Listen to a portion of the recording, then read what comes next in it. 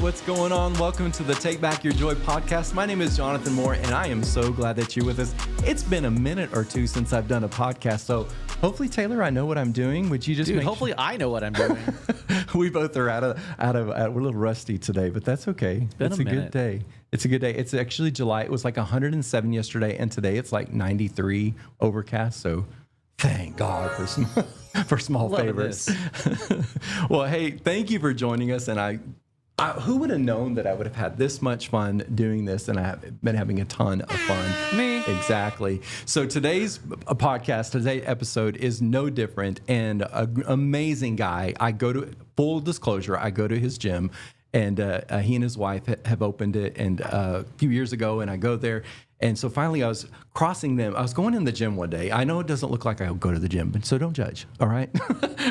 I go more for my mind than anything else. And I was going in the door. I was actually on the phone with Kelly, my girlfriend, and I stopped in the middle. I pulled my earpiece out on the phone with her. I said, you guys need to be on my podcast. And so you agreed to be it. So thank you so much, and welcome to the studio, Armando Chavez. It. Thanks for having me. Glad that you were here.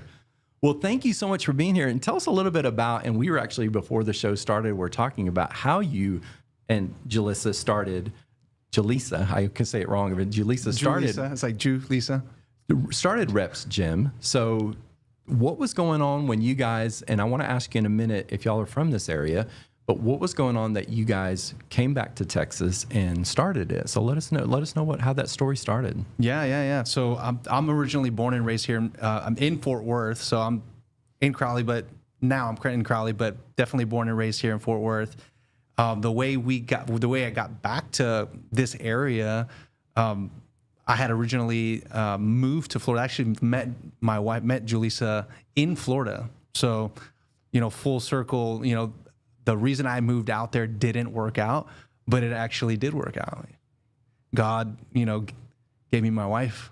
So you guys were into fitness, and I've seen some of the pictures and some of the trophies. So both of you guys have been part of fitness for a long, long time. Am I right? Yeah. So both of us have done fitness. We had been doing fitness competitions. I started back in 2007 was like the first time I did my first fitness competition. I don't know if the audience is aware of like bodybuilding or anything, but there's different organizations out there that and the one that I was in was the NPC, which is the National Physique Committee. It's the basically the precursor league to the IFBB, which is the International Federation of Bodybuilding. I'm sure everybody knows who Arnold Schwarzenegger is, right? So he was like the 8-time Mr. Olympia, and he actually used to get massages at the gym that I was working with when I was here in Fort Worth. Wow. So actually the way I even got into bodybuilding was I was sitting in the lobby, a buddy of mine who was the massage therapist, his main clientele was bodybuilders. So you would see all the big names that were on the stage that were from Texas. Had you done fitness before that time? Or? I had not done any kind of like shows or bodybuilding or anything like that prior to this. I used to play baseball. I grew up playing baseball. I started playing baseball when I was 6 years old. And I wrestled in high school. I ran cross country in high school. But it was mainly baseball. Baseball was my thing. Long story short, I'm working downtown Fort Worth. This guy's, client after client after client after client. They're like these huge bodybuilder guys, like just super, super big. And there was a division that was created in 2000, I believe, 2010. It was called Men's Physique, which was a kind of toned down version of bodybuilding, and it was supposed to be like a beach body look. So you would wear the board shorts. You're essentially only being judged by the upper body. Okay. So they're not even judging the lower body at that time. Now they actually judge the lower body, but then there was just like purely upper body. But they were not looking for like the overly muscular physique, right? Like the big, they can't fit through a door. 300 turn pounds sideways to get there. right? So they were looking for that beach body look. And one of the coaches that was part of that organization, she went to that gym to also get, services there. And so I was in the lobby sitting in there one day, and she was like, you know what? I think you'd really, really be good in this category that's coming up. It's called men's physique. And I was like, man, I was like, and then Ronnie Coleman's walking out of the room. I was like, you really think I could get like that? I'm like, no, there's no way I could get that physique. And she was like, well, no, that's not the physique that they're looking for. They're actually looking for this more beach body look. And I think you'd be a good thing. And so long story short, she convinced me to. How old were you when all this I was 24. Yeah. Maybe 23, 24 years old. So that's when I started doing it. And I did really well. So I actually, disclaimer. So I won the very first men's physique competition ever in the history of the sport. No way. Yeah. So it's on camera. So it's literally the very first one that was ever done. That show was done in Texas. The reason it was done here was the president of the IFBB. He was the head judge of the IFBB. He actually lived in Texas. So he has a bunch of shows here. He no longer does anymore. His name was Lee Thompson. And he was the guy that actually came up with the idea to do the beach body look. I had no clue you were this famous. I mean, I knew you were semi-famous. And I never even took it to that. And the reason I even did the show was because I wanted to show clients that an average person that really wants to get into great shape, they can do this. And, it's very attainable. That was literally the reason why. I just wanted to use it as a way for me to inspire. It wasn't about me trying to be the next Arnold Schwarzenegger or any of that stuff. It was just hey, this is what it is. Let me. Good for trying. He tries it and wins. And I won a bunch of shows after that, which was crazy. I won a bunch of shows. Well, I'm glad you didn't try. So what took you to Florida to meet Jaleesa? Was it just school or fitness, or was it? Yeah. So the way I got to Florida, a guy that I was working with at that club, he got an investor to come to actually build a facility. And I think at the time he wanted to move to Florida. He was a big golf guy, right? So he wanted, there's a bunch of Florida, right? There's a bunch of golf courses. So he wanted to build this club out in Florida. If you've ever been to Florida, fitness is very, very big in Florida, right. All over Florida. So there's a lot of gyms. There's a lot of people are active. So it was okay, we can check that box. I think people will, they'll get behind, opening a brand new gym. And so I was like, yeah, let's do it. So I went there. Fast forward, I meet Jaleesa. I'm actually in our pre-sales office, and one of our coworkers, she was a membership sales rep. I told her, well, I'm single. I don't know anybody here. I just moved here, right? And she was like, well, I have, this girl that I know. I think y'all would really hit it off if y'all met, right? She does competitions like you do, So I was like, yeah, hook me up, essentially. So I literally slid in the DMs.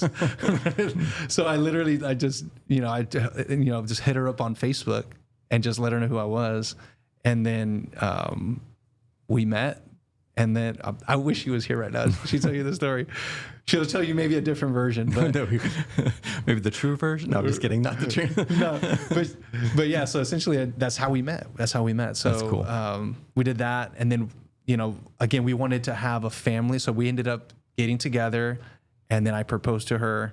And eventually we wanted to start a family, right? So because I'm from Fort Worth, there's 20 now nieces and nephews. Wow. That we have. So we wanted to raise our kids, with their cousins. And that's why we did it. So we're like, let's move back. COVID happened. The whole world shut down. So all the gyms, it was the perfect time to essentially move and kind of start over. That's actually how we actually started the business, because we started it online.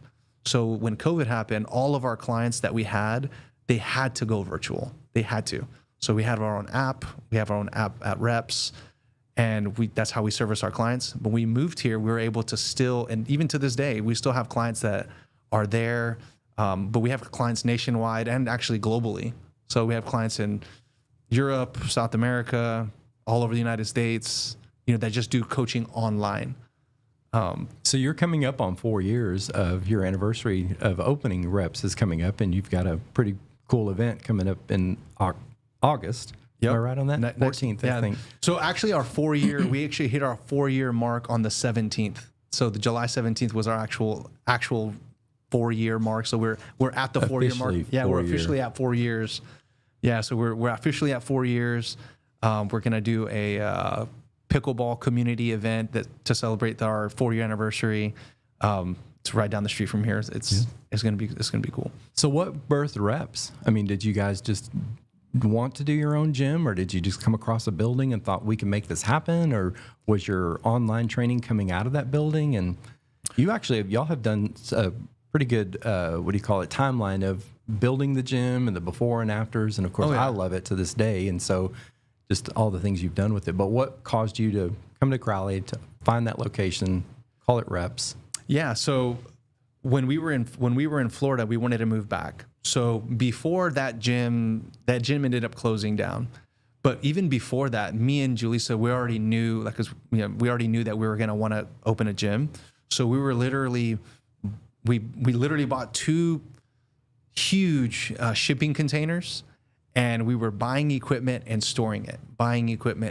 So when you're starting a business, from scratch, there's a lot of risks. So we wanted to mitigate one of those risks being, this huge overhead of having to fund a bunch of equipment. So while we were in Florida, we were buying equipment and putting it away.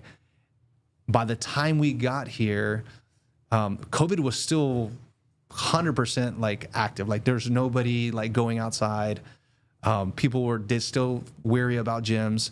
Me and Julissa actually started training clients out of our house. So in the garage, we built out a full gym.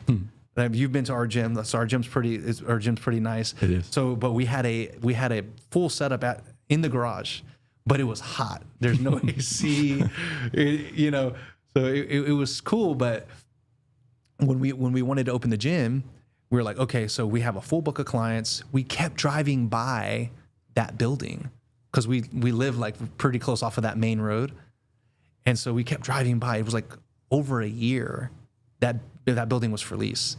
So nobody was doing a commercial lease. Nobody. Because nobody knows when things are going to open back up, right? Nor do they know whether or not people will come. People will actually come. So it's a big risk. So we kept going back and forth, and we had enough clients. We had the equipment. We're like, let's just go ask. Let's go over there and ask. Maybe we can get really good lease terms.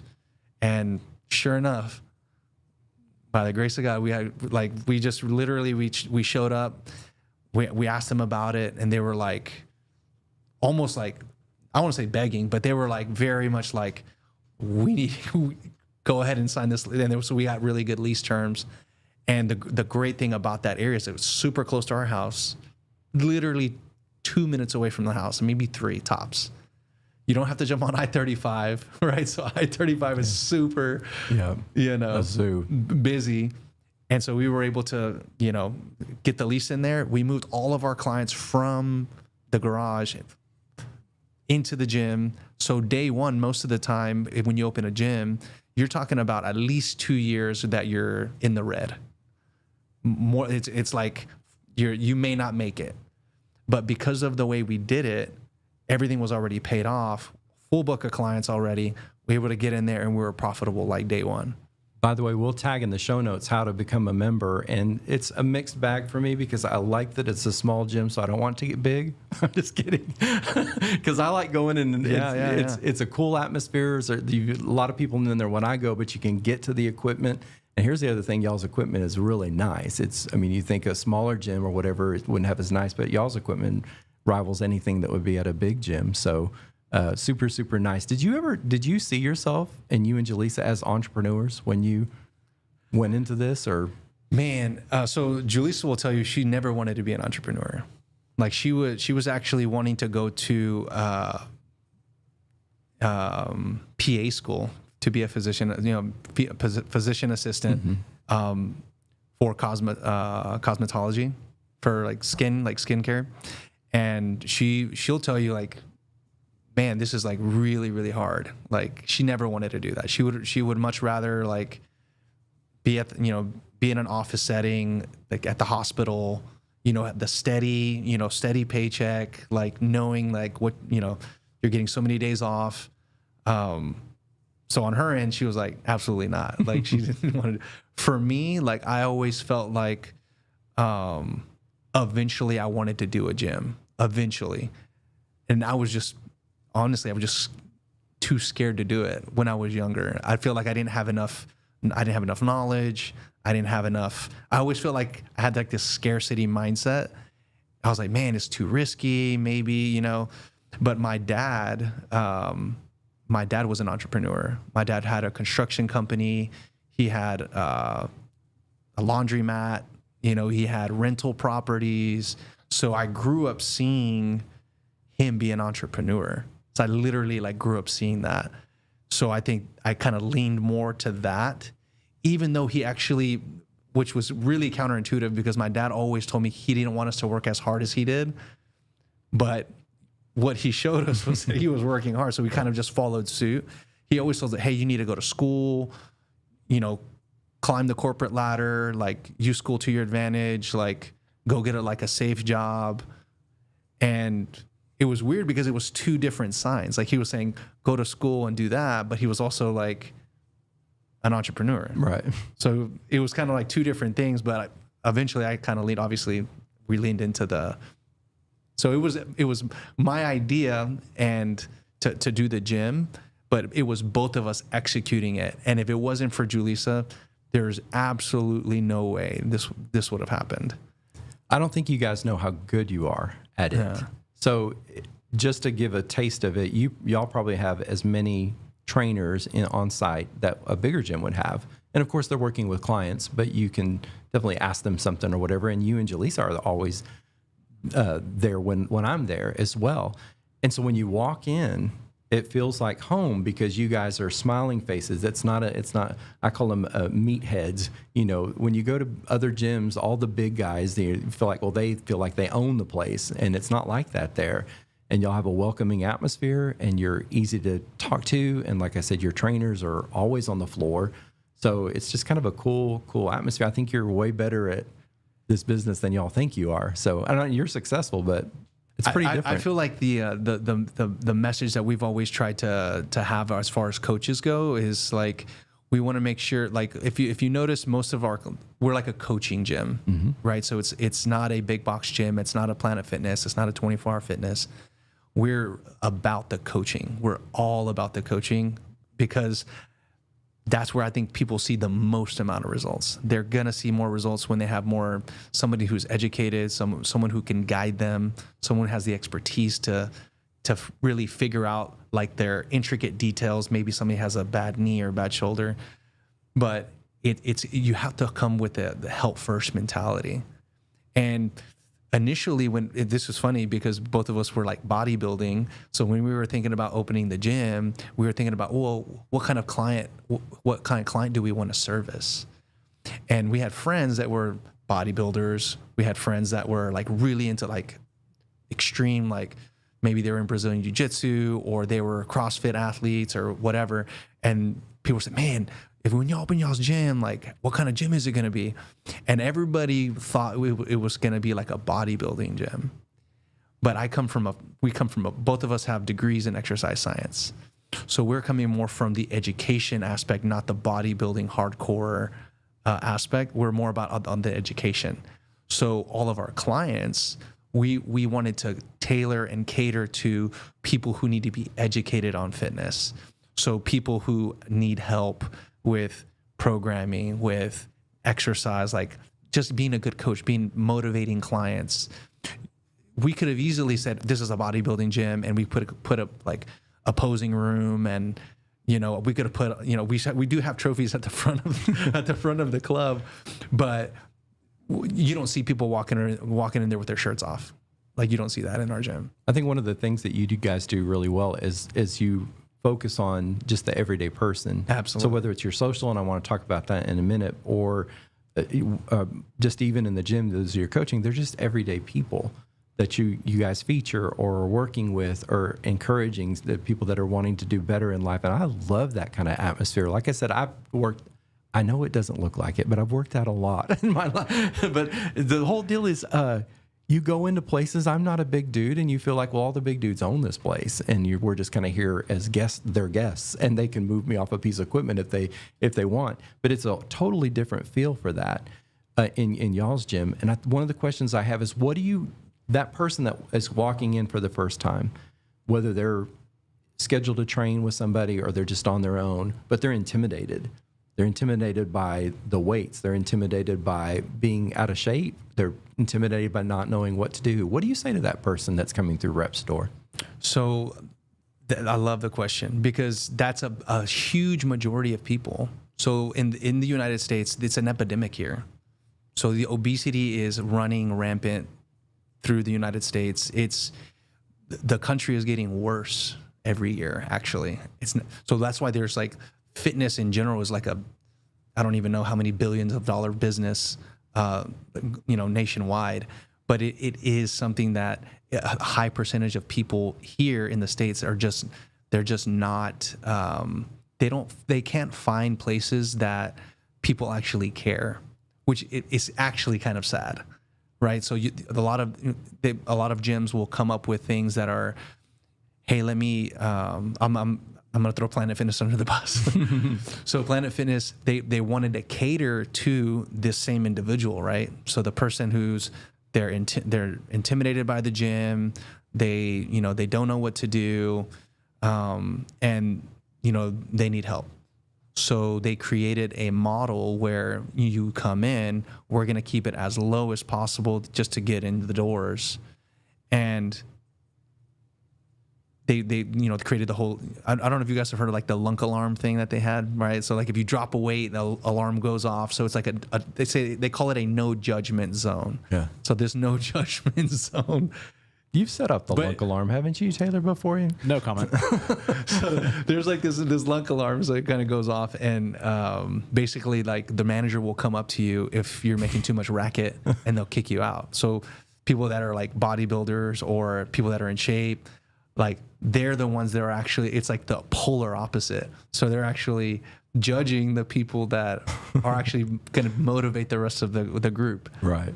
But for us, when somebody walks in our doors and they don't know what to do, we have to come from a place of understanding. Like I have to like figure out, like, let's say you were to walk in my door, I'm gonna be like, hey, like, how can we help you? And just shut up and let that person tell you like what's on their mind.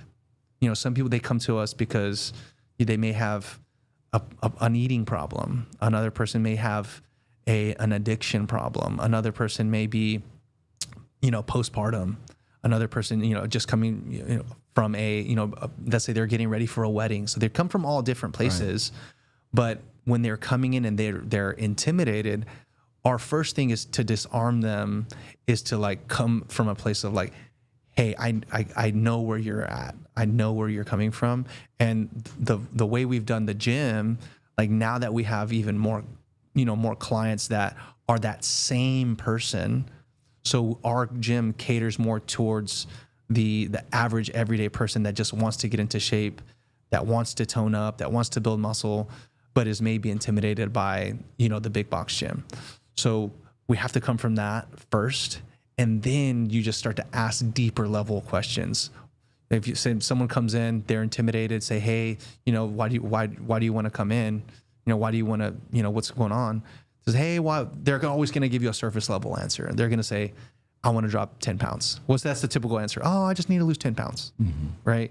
And what our job is to do is to dig underneath that and find their why. Why is it important to you? So why is it important to you for you to drop 10 pounds, 20 pounds? Why is that important to you? And then they'll actually open up with the real answer. Hey, I'm tired and I have 3 kids and like I'm so tired at the end of the day. I don't even have the energy to play with my kids. Yeah. So they now you know they're doing it because they want to support their family. Like they want to be able to do that for that reason, or for the grandpa that wants to. Have you guys seen the I can't remember what commercial it is.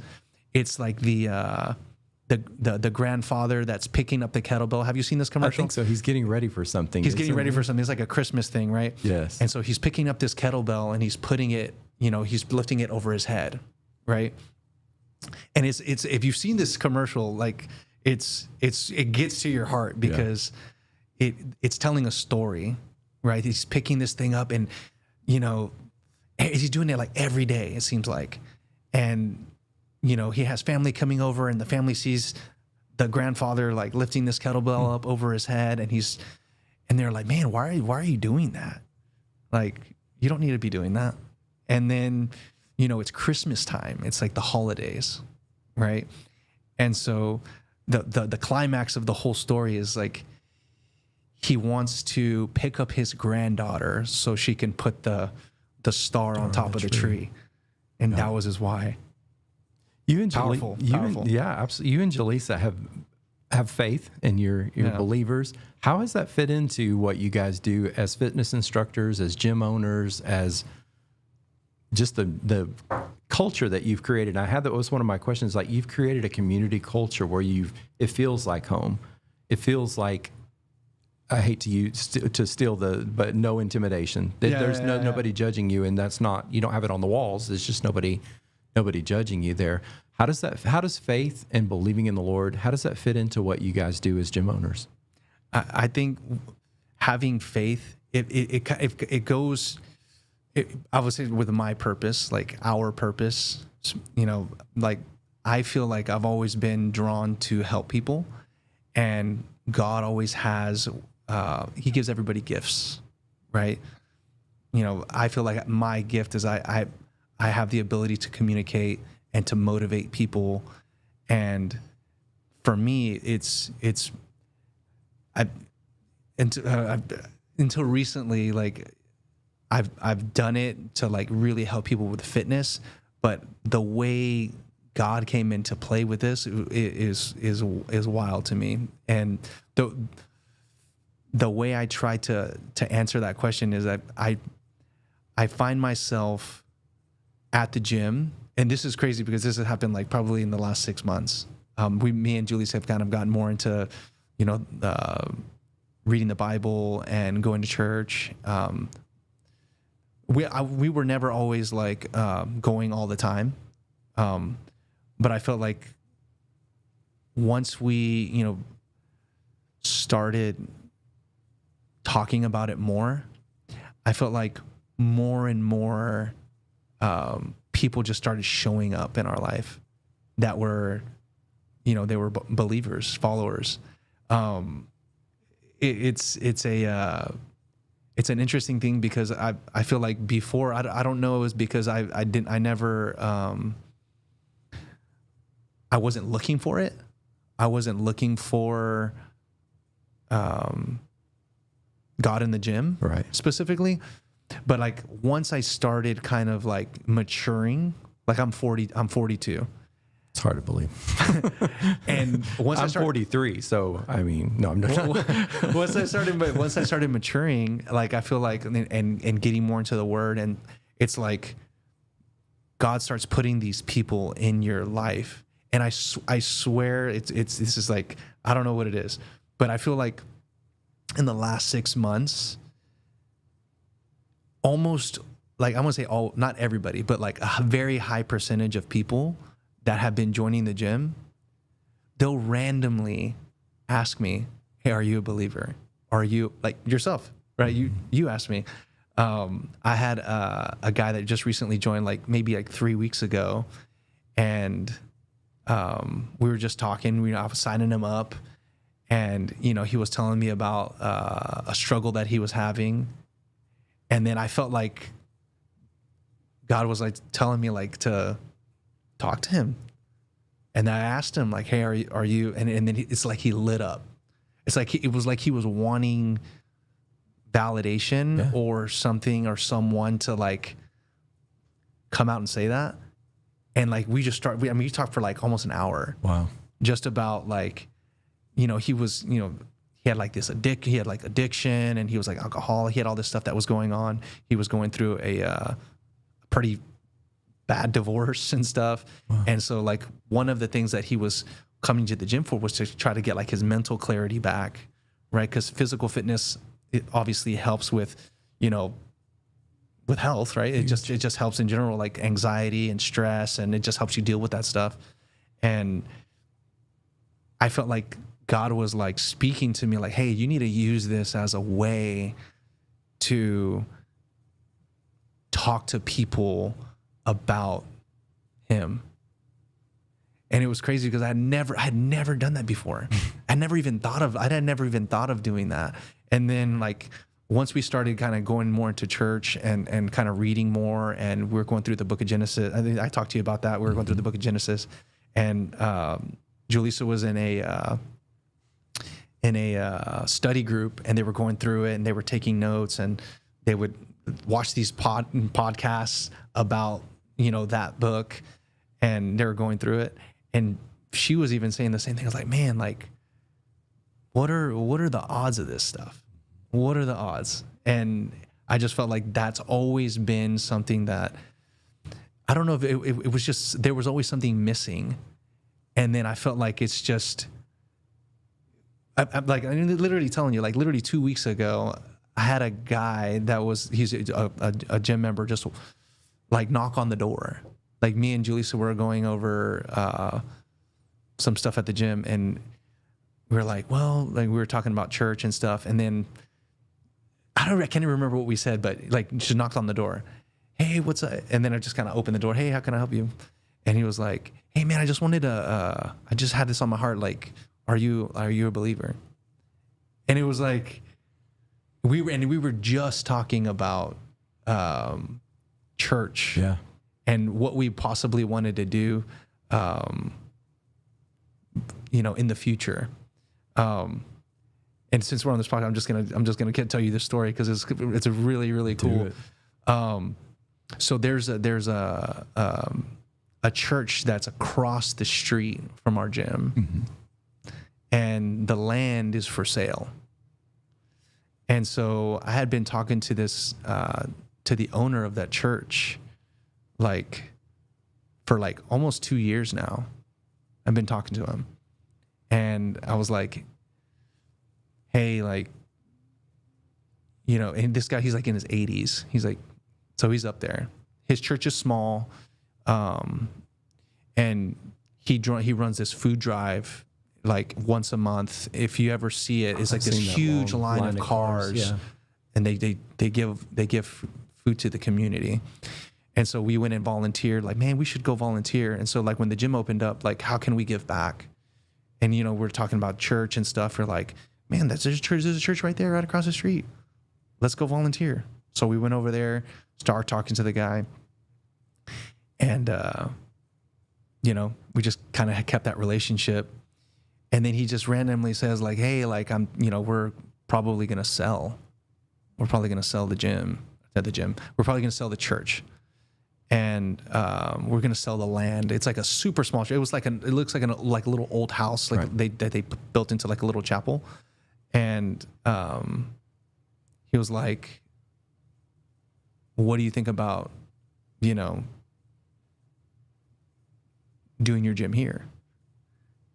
And we're in a lease right now where we're currently at, but we've talked about expansion. We talked about that, right? And so I don't know what that means, but it was kind of like talking to the pastor about getting the property. And he was like, hey, if you buy the property, it's